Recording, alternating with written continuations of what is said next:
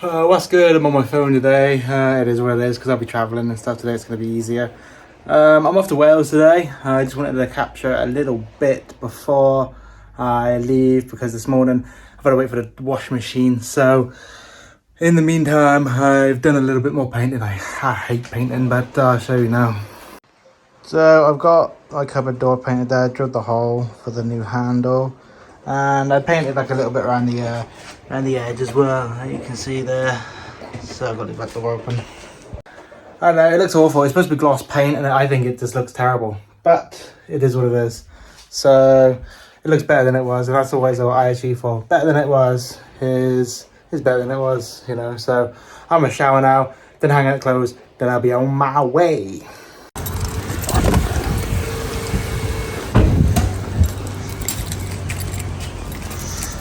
Oh, wrong side, I'm a fucking idiot. This is a thing that becoming all too common. It's filling up. I have to do it just about every time I go to Wales. Because I got a 1.6 petrol. Shit, speaking of petrol, I just dripped all over my fucking car. I've got to fill up every time because it drinks the shit. It takes about a quarter of a tank, which is about 20 quid one way. So is what it is. Would you believe I've only just joined the motorway and already we are not fucking moving? Way.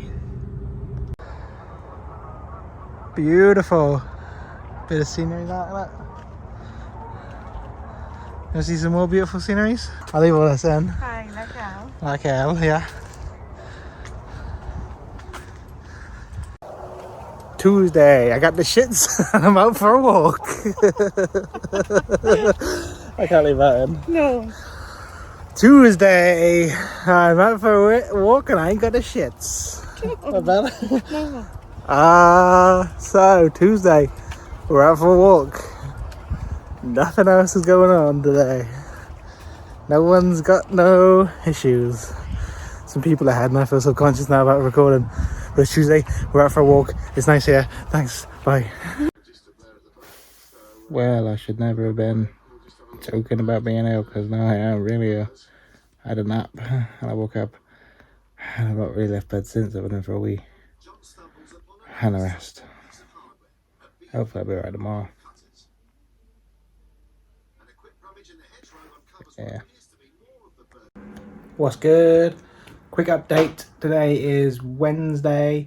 We went to the hospital, had the scan and seen the spine, and it was all good, so happy days.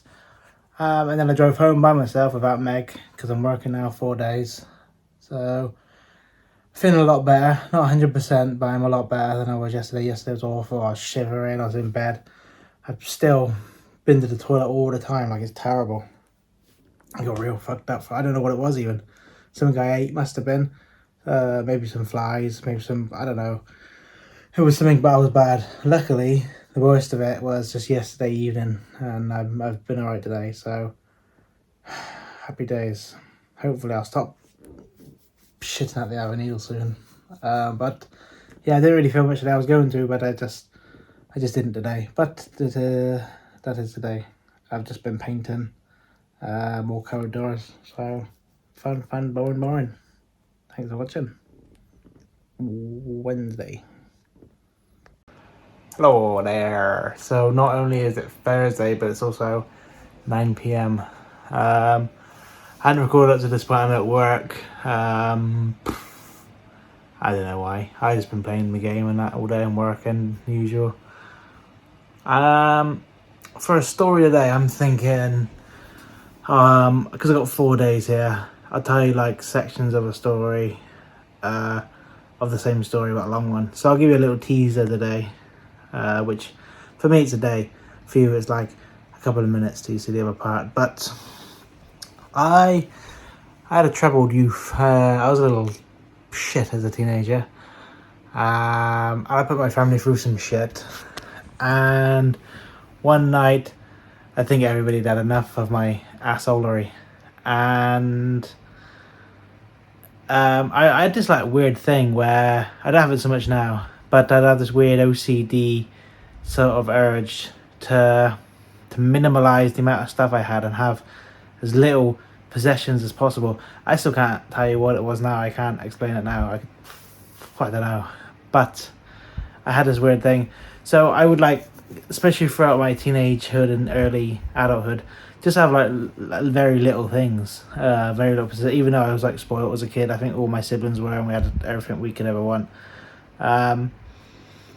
Yeah, for some reason, I would just purge. So I'd like sell a lot of stuff, and there was an Xbox I had and gave back to my dad, because that's how I would not sell stuff but get rid of stuff, is give it to my dad, and then months down the line I'd borrow it back again, want to play it, like game consoles especially. So most of the time I did sell it. I think a little preemptive story was like, I got a PS4 for Christmas that I really wanted, and then like 2 weeks later I traded it in for like less than half the money that they paid for it new, probably. I mean, I don't know why. I was stupid. I was like, I don't know, 18, 19. Must have been 19. I don't know. Fucking idiot. Stupid. I don't know. And there was this Xbox that was back and forth. And I was talking about selling that one day. And they were like, no, there's no way you're selling it. And not only was I spoiled, but I did like being told no, because I was spoiled, I think.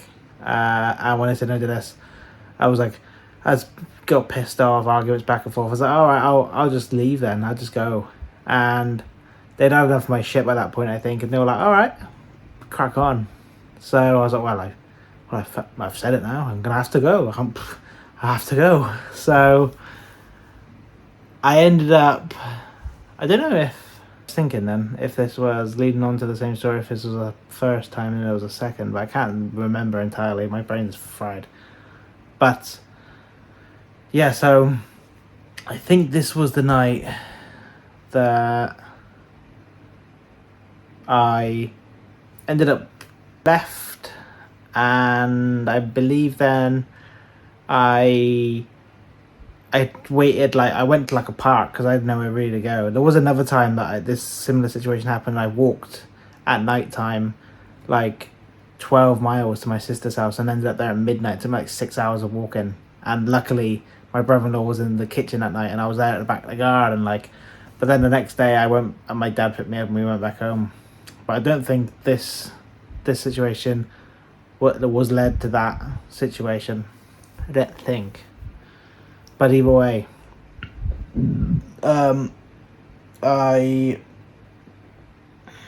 stayed out like in a park till it got dark. My parents then went to bed, but I had the house key on me. So when they went to bed, I went back in the house and I just stayed in the living room then to like 6 o'clock ish, because they were going to wake up like 6, 7. So I didn't actually be out all night. But then in the morning, then I left before they woke up, so I didn't know.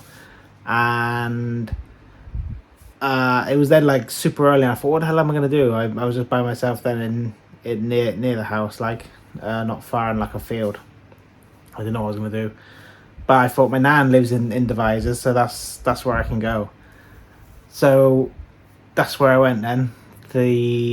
That morning I just rocked up there random, and she had me just chilling there for a couple of hours, which was, I didn't really speak to my nan. We weren't really that close, that sort of thing.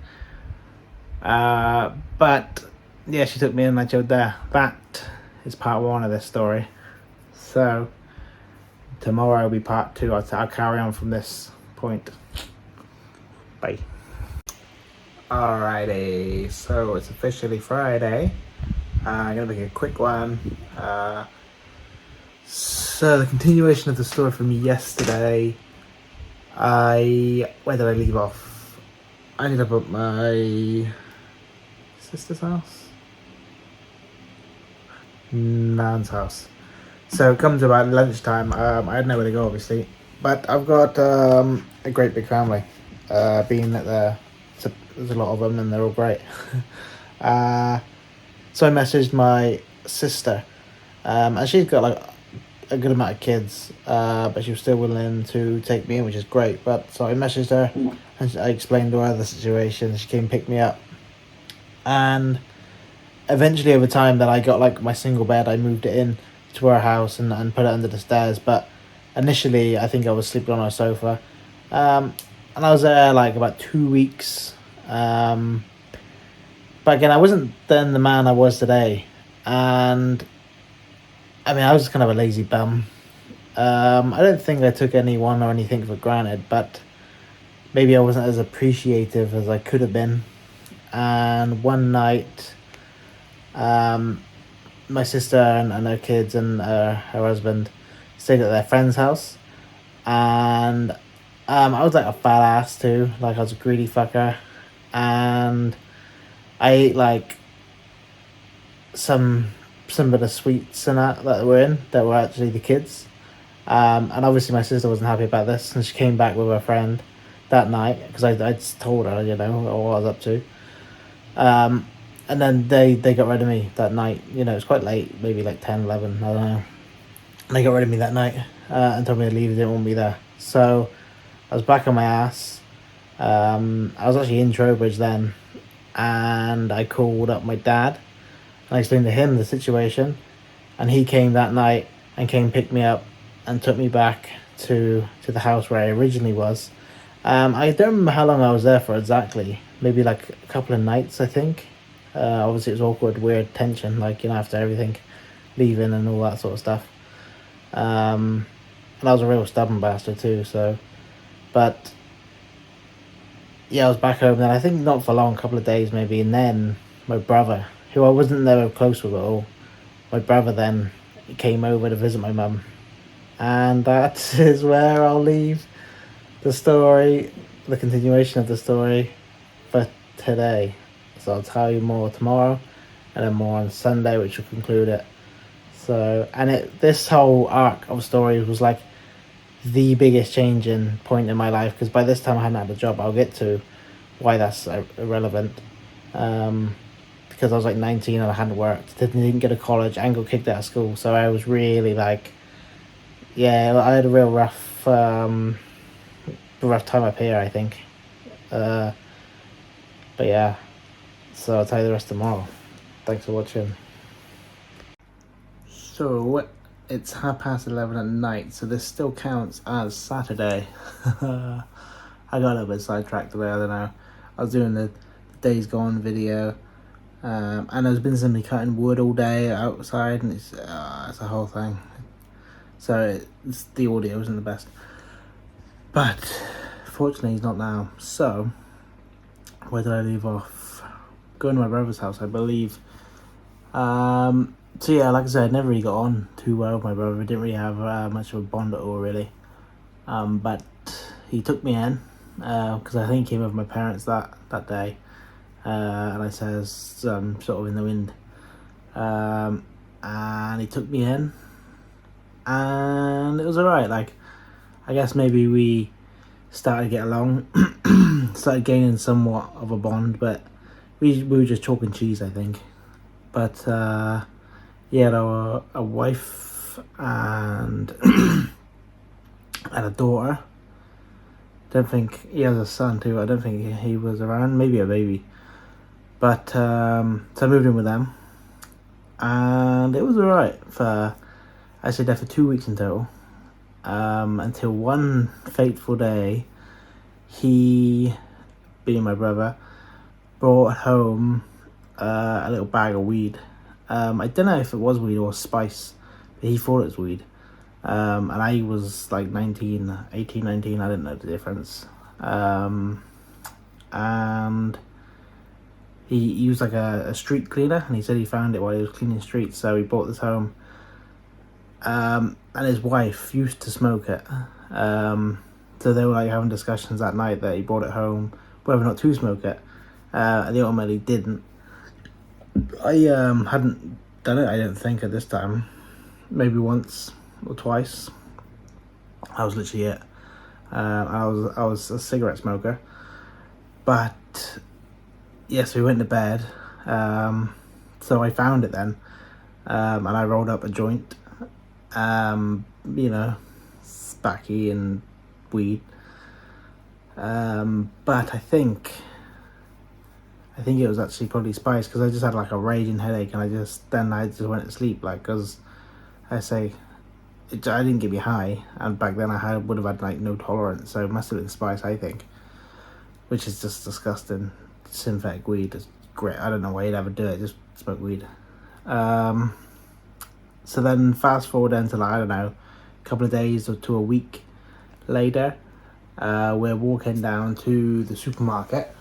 I think for alcohol, because it says alcoholic, and on the way down there, it come up in conversation about this weed. And I said, oh yeah, I actually had some that night. And he just couldn't believe it. He got real pissed. I don't know why even, but he goes, oh, the kids are in the house. I said, well, you brought it into the house. What do you mean your kids are in the house? So, and he even said that if I had said that night that I would have smoked it, then he and his wife would have smoked it with me. Like, so I say, hey, thinking, you're being a little bit of a hypocrite. It don't really make a lot of sense. So when we got home, and you got to understand about me back then, I wasn't very good in these situations. He's like if there was any sort of meeting at school where I was in trouble, I'd end up just walking out, things like that. And when I got home, I think they were both, they had one in each ear, give me a bollocking, and I got up and left.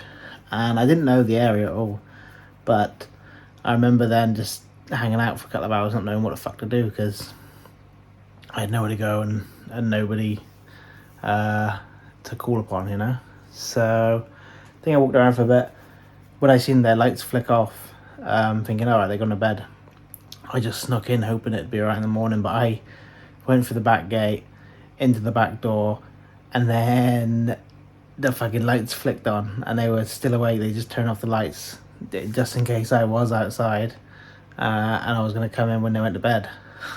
So the whole situation started again, and I was like, alright, oh, well, I'm off. So I tried to leave. My brother followed me, and I was like real fat behind it, so I was running down the hill, everything jiggling everywhere, like, and he was an asthmatic smoker of cigarettes, but he caught up with me pretty quick. And I remember there was like, he was trying to talk to me, like trying to break away, and this went on for a little while. Real weird situation. And then he went back home, and I knew that was, I think he might have said something along the lines of, don't come back, that's it, like, if you know, I don't know. So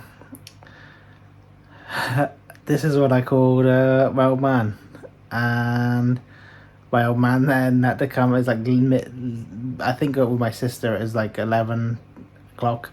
With my brother now it was like midnight, and out he comes, picks me up, takes me back to the house once again. And I remember this night was like the night. This was the turning point. This was like rock bottom. There was nowhere for me to go after this. I was like considering suicide and all that sort of thing, all this sort of shit. I remember I was just crying, and I ain't a crier, I don't cry. But yeah, I was crying, and it was a real bad situation, real rock bottom shit. But like I say, this whole experience was the turnaround for me, and this was it. Thinking, I left and wasn't wanted then at my parents' house. I was kicked out of my sister's house, kicked out of my brother's house. I had another sister who had, like, my other sister living with her, and it wasn't on the cards for me to do that. And another sister I didn't talk to, so I had nobody. Then this is the kind of times I realised that it was me. I'm the problem. I'm the problem. It's me. You know what I mean? So ultimately, this was a good, positive experience in my life. But back then, it was hellish. Like, it was terrible. Like I say, committing suicide was going around in my mind, but obviously didn't do it. I'm glad I didn't, because life's great and I love it. But yeah, back then it was, the only way out, because I'd fucked everything up, you know.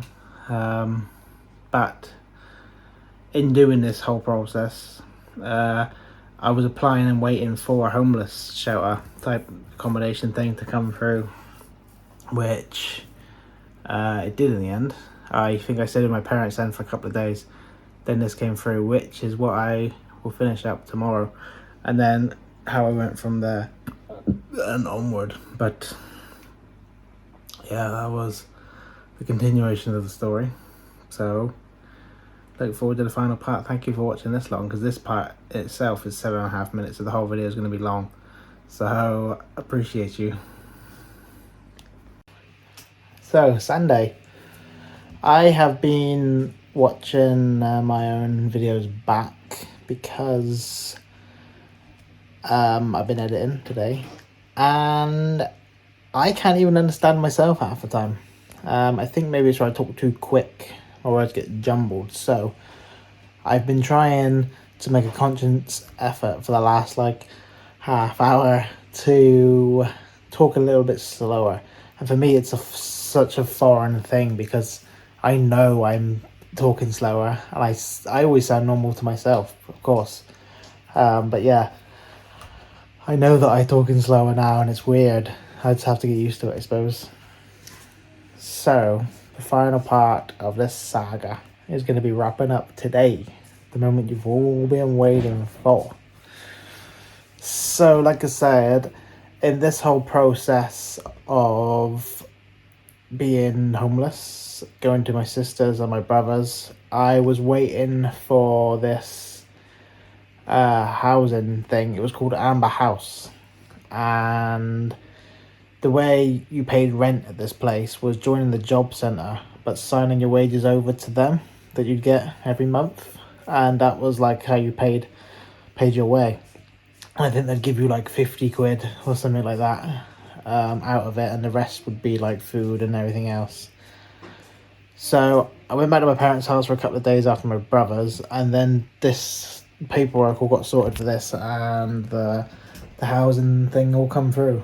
So that's where I went then, and it was like separate apartments, but you shared a room with somebody. Now, when I first got there, I didn't have to share a room with anybody, which was great. Eventually, I did get a guy, and it was kind of weird, but so there's boys and girls there, and all in the same situation, like they had nowhere to go. In the day, it was like 9 till 3.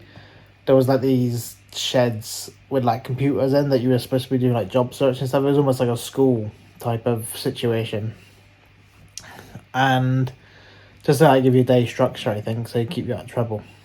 And then in the evening, then there was like maybe there was a movie on, people just hanging out, fucking around. There was like a games room, pool table, that sort of thing. So that's where I was then for, I think it's about a month I was there for.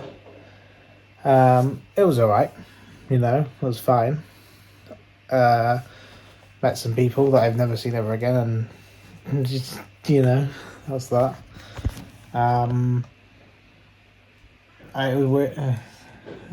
It's funny that story for YouTube.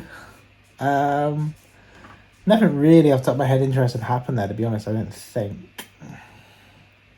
But I met this one girl that was there. Well, there was kind of interesting things that happened there, but not YouTube worthy. I met one girl there who worked in security. It was 0-hour contract, but I got chatting to her, and I ended up joining the same thing because I hadn't worked, like I say, by this point. But I guess they just take anybody on. So it was like stewarding for football games and for like festivals and stuff, stewarding for that. And I remember I stewarded like a car park for Stonehenge, things like that. So I did a good little bit of that. I stayed at that Amber House for about a month, and I actually spent, not like I turned, didn't spend a birthday there, but I was there during the month of November when my birthday is. I think I went home and see my parents for the day or whatever. I remember they bought me a laptop, which is cool, and gladly wasn't nicked by anybody there. But yeah, so I spent a month there. I started doing the security thing, and after about, I remember I got a bug bite on my leg as well that got infected. It was terrible. Like, the whole of my leg was like just like black and blue, so that was the thing. But after a little while of being there, I eventually sort of reconciled with my parents, maybe because I got a job, I was making moves, and like I say, after that one night after my brother's, that was like rock bottom. So I knew then I had to change, and change had to be made. So a job was one part of it, and so after a month there, I reconciled and I moved back in with my parents then. So I was working at this place, but I also then I had a friend who worked at Morrison's, which might have even been Lisa's first job too. But he worked there, so I applied to work there.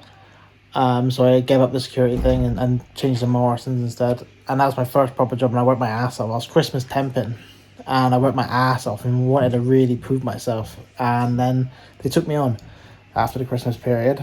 And I worked there on the tills, and I did the car park a lot. Actually, I did the car park a lot. And I was 24 stone, must have been my biggest when I started working there. And I'd lost a good couple of stone working there doing that. Doing the car park was obviously a lot of moving around and stuff like that. So that really was the beginning of turning my life around. Almost, there was a dip after that, which is probably a story for another day because I'll go into something else. But yeah, that was the start of sorting my shit out and becoming a normal person. I forgot about talking slow. Hopefully, I haven't been mumbling and stuff this video because in the midst of talking, I was not thinking about how quickly I was talking. But yeah, and then started working at Morrison's, lost some weight, and you know, the rest is history. But like I say, there is another story leads on from that, which is a whole nother thing. So yeah, that was my homeless story arc saga, part of my life. But terrible at the time. Glad it happened now because it was, like I say, it was my turning point. At least as far as physical goes, changes. That was it. Mentally, I was still the same person I was, but that all changed with what happened after Morrison. So, like I say, story for another day. But yeah, thanks for watching this long ass video. Appreciate you, and peace.